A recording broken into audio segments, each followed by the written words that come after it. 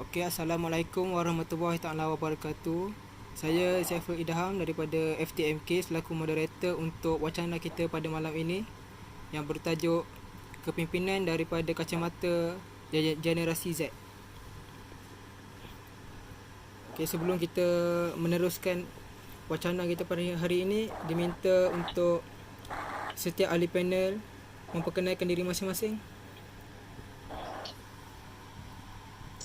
Baik, saya Muhammad Hadasimi Muhammad Syukri daripada Fakulti Teknologi Maklumat dan nombor metrik saya adalah D032110 298.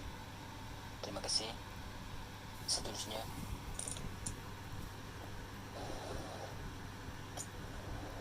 Assalamualaikum, nama saya Ahmad Faris Najmi bin Amiruddin. Saya daripada FPMK dan saya punya nombor metrik D0321100241. Baik, seterusnya. Assalamualaikum. Nama saya Muhammad Fadlis bin Abdul Majid. Saya pelajar diploma STMK. Nombor metrik saya D0321100324. Seterusnya. Assalamualaikum, saya Izzah Fatihah Natasha binti Ismaili. Saya dari FTMK dan nombor metrik saya D0328110329.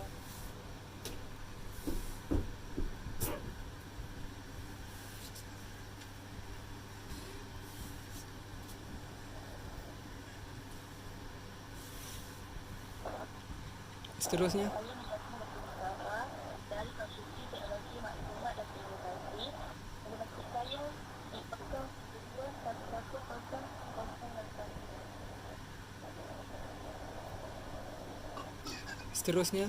Assalamualaikum warahmatullahi wabarakatuh. Nama diri Nusaibah Adibah binti Azhari dari FTMK. Nombor metrik saya D0321103339. Terima kasih. Okey, baik, saya rasa semua ahli panel telah pun memperkenalkan diri mereka masing-masing. Jadi bagi merasmikan wacana kita pada hari ini, dia minta Muhammad Haras untuk membacakan doa. terima kasih saudara Saful. Jadi kita buka Sama-sama. majlis kita dengan surah Al-Fatihah. A'udzubillahi minasyaitonirrajim. Bismillahirrahmanirrahim. Alhamdulillahirabbil alamin. Alhamdulillah.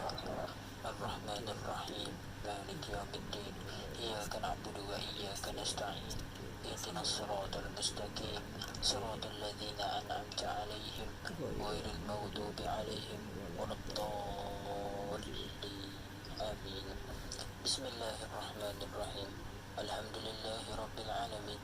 Wassalatu wassalamu ala asyrafil anbiya'i wal mursalin wa ala alihi wa ashabihi ajma'in. Allahumma innaka khallaqul azim, innaka sami'ul alim, innaka ghafurur rahim, innaka rabbul arsyil azim, innaka barru jawadul karim. Rabbana zalamna anfusana wa illam taghfir lana wa tarhamna lanakunanna minal khasirin.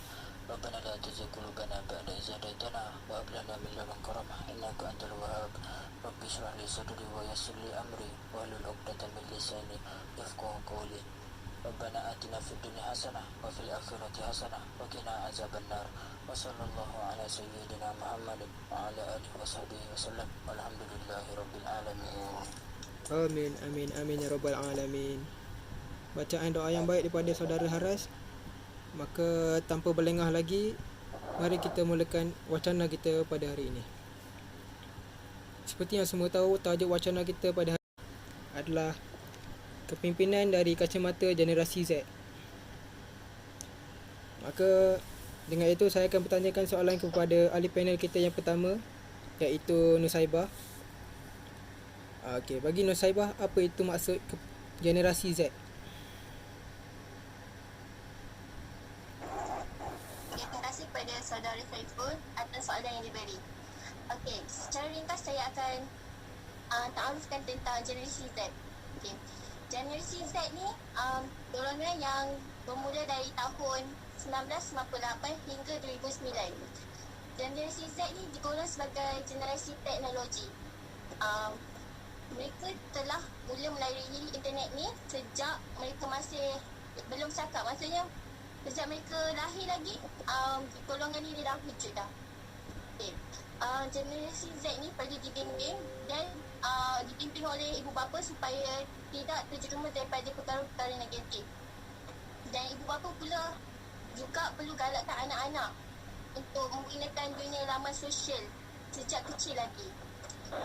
Dengan kata lain, generasi Z ni membesar di dalam dunia yang semuanya berhubung menerusi teknologi sejak mereka dari awal lagi, sejak diorang kecil lagi lah. Antara satu cabaran yang perlu diterapkan dalam generasi Z ni, mereka adalah golongan yang model dari Malaysia yang khususnya dalam isu perpaduan dalam masyarakat majmuk di Malaysia ini. Antara kelebihan generasi Z ni adalah kemahiran IT. Mereka sering berada dalam dunia maya dan boleh berhubung ke seluruh pelosok dunia tanpa had batasan. Mereka saling berkomunikasi melalui internet dan media sosial dengan rakan-rakan dari seluruh dunia. Generasi Z ni untuk mudah dikatakan dikenali sebagai I generation dan generasi net. Okey, terima kasih. Sekian, terima kasih. Baiklah, terima kasih kepada saudari Nusaibah. Satu jawapan permulaan yang sangat mantap daripada saudari. Saya akan mengajukan soalan kedua kepada saudara Haras pula, berkenaan apa itu gaya kepimpinan generasi Z. Boleh saudara terangkan sedikit? Baik, terima kasih saudara Saiful. Dan saya ingin mengambil kata daripada Nusaibah tadi, iaitu generasi Z merupakan generasi internet, generasi moden. Jadi gaya kepimpinan yang sesuai mengikut pandangan saya, gaya kepimpinan yang paling sesuai untuk mendidik dari segi hati, budi, akhlak dan disiplin generasi Z ini adalah gaya kepimpinan yang keras, gaya kepimpinan diktator, ataupun kita boleh juga menggunakan gaya kepimpinan yang lembut ketika dalam keadaan yang sesuai lah. Betul. Jadi kenapa kita perlukan menggunakan gaya kepimpinan tersebut untuk mendidik disiplin mereka? Hal ini kerana menjawab soalan tadilah. Hal ini kerana mereka ni adalah generasi yang baru, generasi yang bukan seperti generasi dahulu yang mana diorang lahir sudah diberikan dengan didikan yang akhlak yang baik, didikan daripada orang tua, cerita-cerita teladan kan. Jadi generasi sekarang ni dia agak susah sedikit untuk mengikut orang-orang dahulu, perangai orang-orang dahulu. Jadi kemungkinan daripada diorang terikut-ikut dengan dengan barat, dengan apa yang diorang nampak di dalam media sosial. Jadi apabila pemimpin menggunakan gaya kepimpinan yang sesuai, hal ini dapat membantu disiplin mereka dengan lebih baik dan menjadi generasi yang berguna pada masa hadapan. Terima kasih. Itu sahaja dari saya. Baiklah, sama-sama kepada saudara Haras. Satu jawapan yang sangat baik. Seterusnya kita lanjut kepada soalan yang ketiga pula. Kali ini berkenaan dengan kepimpinan. Saya ingin bertanya kepada saudari Intan, apakah itu maksud kepimpinan? Segala hormatnya dipersilakan. Terima kasih kepada saudara Saiful. Pertama sekali saya akan terangkan apa itu pemimpin. Pemimpin ini merupakan individu yang boleh memberi pengaruh kepada individu yang lain di dalam sesuatu pertubuhan.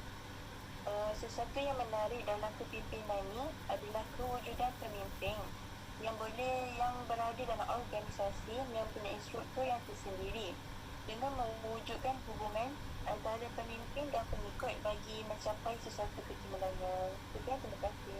Okey, baik. Jawapannya ringkas tetapi padat daripada saudari Intan kita. Seterusnya lanjut kepada soalan yang seterusnya pula kepada saudara Faris. Apakah kepentingan pemimpin yang berkualiti bagi Faris? Pada pandangan saya, pemimpin yang berkualiti amat diperlukan oleh sesebuah negara. Oleh itu saya menyatakan di sini terdapat 3 kepentingan pemimpin yang berkualiti terhadap sesebuah negara. Pertama, pemimpin yang berkualiti mampu menyatukan masyarakat yang berbilang kaum. Hal ini kerana masyarakat dapat menerima keputusan pemimpin kerana keputusannya itu adil dan telus dan tidak menyebelahi mana-mana pihak. Yang kedua pula, pemimpin yang berwibawa mampu memacu ekonomi dan kemajuan negara. Hal ini kerana pemimpin yang berwibawa mengetahui objektif dan misinya dengan menggunakan kaki tangan dan produktiviti yang baik untuk memajukan negara. Yang ketiga pula, pemimpin yang berwibawa akan menangani penyelewengan kuasa dan memerangi rasuah. Kerana perkara ini amatlah tidak baik untuk negara kerana ini mampu menyebabkan sesebuah kerajaan jatuh dan negara akan menjadi mundur. Sekian, terima kasih. Okey, itu dia jawapan yang sangat baik ya. Jawapan manusia media pertama, saya rasa sungguh hebat jawapan. Selanjutnya kita akan pergi kepada soalan yang seterusnya, juga berkait dengan jawapan yang daripada Faris tadi. Saya ingin tanya kepada Muhammad Najmi. Bagi Najmi lah, siapa tokoh pemimpin yang Najmi minati dan juga kagumi? Sejujurnya, tokoh kepimpinan yang saya minati ialah Dr. Mahathir bin Mohamad. Saya yakin rakyat Malaysia pasti kenal akan pemimpin yang hebat ini kerana Betul. beliau adalah satu-satunya yang menjadi Perdana Menteri sebanyak 2 kali. Jadi sepanjang beliau menjadi Perdana Menteri Malaysia, terdapat banyak sumbangan yang telah beliau curahkan kepada negara kita, Malaysia, terutamanya dari segi ekonomi dan pembangunan negara ke arah kemodenan. Terima kasih. Okey, sama-sama. Terima kasih kepada jawapan yang baik tadi. Jadi, tanpa membuang masa lagi, mari kita pergi kepada soalan terakhir kita. Saya akan ajukan soalan ini kepada saudari Musha. Okey, saudari Musha, apakah ciri kepimpinan yang baik untuk membangunkan negara kepada negara maju? Dengan segala hormatnya, dipersilakan.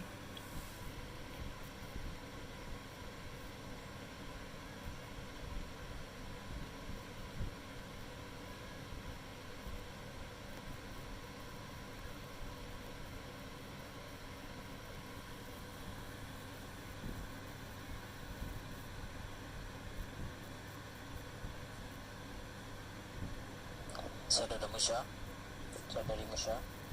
Mike. Sorry.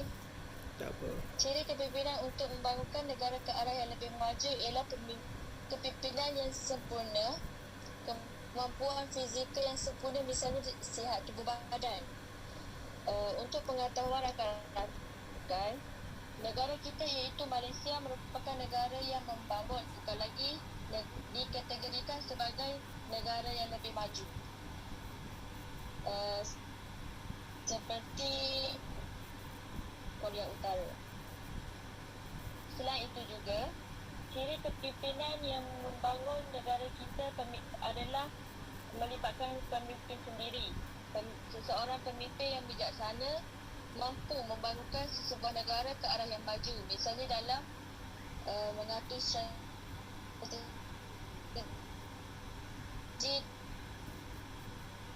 dalam meningkatkan ekonomi negara. Sekian daripada saya. Baiklah, terima kasih kepada saudari Musha atas jawapan penutup yang sangat bagus tadi. Baiklah, tanpa membuang masa lagi, saya rasa mari kita akhiri wacana kita hari ini dengan suratul Nas dan juga tasbih kafarah.